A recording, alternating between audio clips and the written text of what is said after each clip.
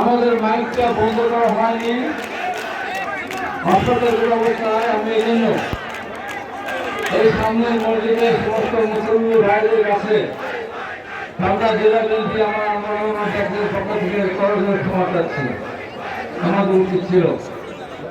আমি বক্তব্য দেব না, শুধু বলতে চাই একটি কথা, বিএনপির বিরুদ্ধে আজকে ষড়যন্ত্র চলছে, বিভিন্নভাবে ষড়যন্ত্র চলছে।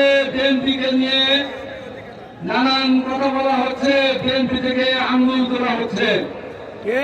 আমি পরিষ্কার করে বলতে চাই, বিএনপির বিরুদ্ধে যারা আঙ্গুল তুলবেন, বিএনপিকে যারা মাইনাস করতে আসবেন, বাংলাদেশের রাজনীতি থেকে তারা মাইনাস হয়ে যাবেন।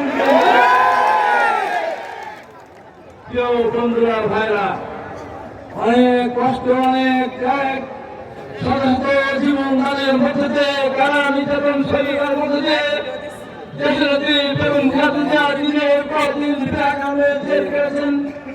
বিদেশে চিকিৎসা আমাদের নেতা তাই একটা মিথ্যা আমাদের সারা দেওয়া হয়েছে। যুদ্ধ করতে স্বাধীন করেছেন আমাদের এই প্রিয় বাংলাদেশে, এখনো আমরা তাকে ফিরাতে পারিনি। আজকে আপনাদের নিয়ে এই বিষয়ে বলতে চাই, টুকু হয় আপনি আছেন, এখন বিএনপির সবচেয়ে যে বড় প্রয়োজন, সেই বড় প্রয়োজন হল আমাদের মধ্যে ঐক্য।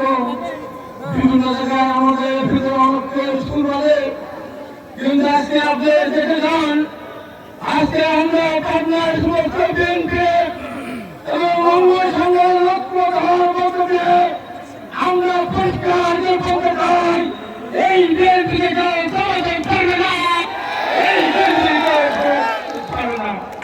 আরেকটি কথা বলে আমার বক্তব্য শেষ করবো। কত কষ্ট নিয়ে আমরা দীর্ঘদিন ধরছে, আমার 9 জনের পক্ষে ছিল, এক পরিবারের 3 জনের পক্ষে নবজন প্রবাস, ইসলামী কলেজ সরকারের ডিগ্রি, রেজাল করিম শাহিন, আমার 7 জন নেতা গুরুদার যার জন্য আনন্দ হয়েছিল। এই পরিবারগুলিকে নিধন কষ্ট করেছে, একবার তাদের কান্না কান করে শুনছে, যে কোনো মানুষই এই কান্না সহ্য করতে পারবে না, পারত না। তাই আমাদের সেই ভাইদের আর কাঁদতে না হয়, বাংলাদেশের মানুষের কাঁদতে না হয়, এই দেশের ভালো দুর্নীতি ঘোষ লুটপাট হাত থেকে রক্ষা করতে পারে, সেই জন্য আমরা বিএনপি নিজেদের ভিতরে দুঃখ কষ্ট বুকে ধারণ করে সামনের দিকে আমরা ঐক্যবদ্ধ হয়ে যাব।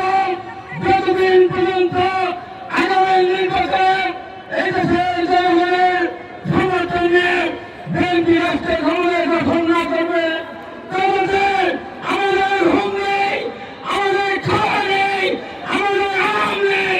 আমরা সামনের দিকে চেষ্টা করে হয়েছে, আমরা এই যে ইনশাআল্লাহ এই কথা বলে আজকের এই সমাজে যারা এসেছিলেন, কষ্ট করেছেন, বক্তব্য দিতে পারেন নাই, তাদের জন্য দুঃখ প্রকাশ করে আমি আমার বক্তব্য শেষ করতে আপনাদের সবাইকে ধন্যবাদ।